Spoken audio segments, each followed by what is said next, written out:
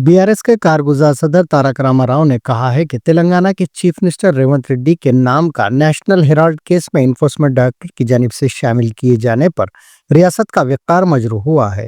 इसलिए chief minister को अपने ओहदे से इस्तीफा दे देना चाहिए।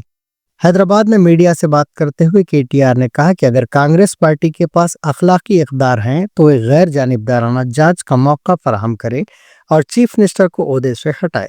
इन्होंने याद दिलाया कि माजी में जब कर्नाटक के साबिक chief minister Yediyurappa housing scandal में मुलविस पाए गए थे तो उन्होंने खुद इस्तीफा दे दिया था। केटीआर ने कहा कि नेशनल हेराल्ड केस के सामने आने के बाद कांग्रेस के तमाम कायदीन ने खामोशी इख्तियार कर ली है, जबकि चीफ मिनिस्टर रेवंत रेड्डी ने कोई रद्दमल जाहिर नहीं किया। ఇది కాంగ్రెస్ పార్టీ యొక్క స్టేట్మెంట్ ఆ రోజు.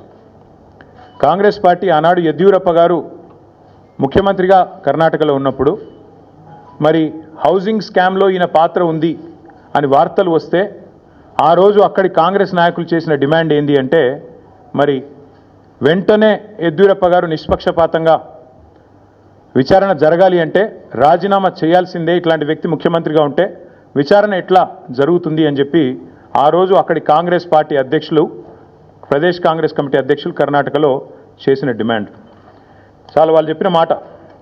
The Karnataka Congress on Thursday demanded that Karnataka Chief Minister B.S. Yediyurappa either resign or be sacked to ensure a fair investigation against him in 2019 corruption case.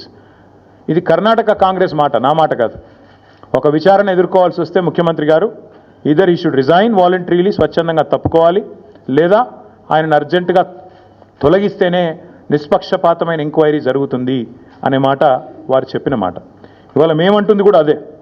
4 కోట్ల ప్రజల ముందు ఇవాళ ఆ ప్రజలకు నాయకత్వం వహించే నాయకుడిగా అక్కడ కూర్చున్న వ్యక్తికి తప్పకుండా నిజాయితీ ఉంటే, నైతికత ఉంటే వెంటనే అయితే రేవంత్ రెడ్డి గారు స్వచ్ఛందంగా తప్పుకోవాలి, లేదా కాంగ్రెస్ పార్టీ పెద్దలు స్పందించి తప్పకుండా వెంటనే వారిని రాజీనామా చేయించి నిష్పక్షపాతంగా విచారణ జరగడానికి సహకరించాలని మేము డిమాండ్ చేస్తూ ఉన్నాం.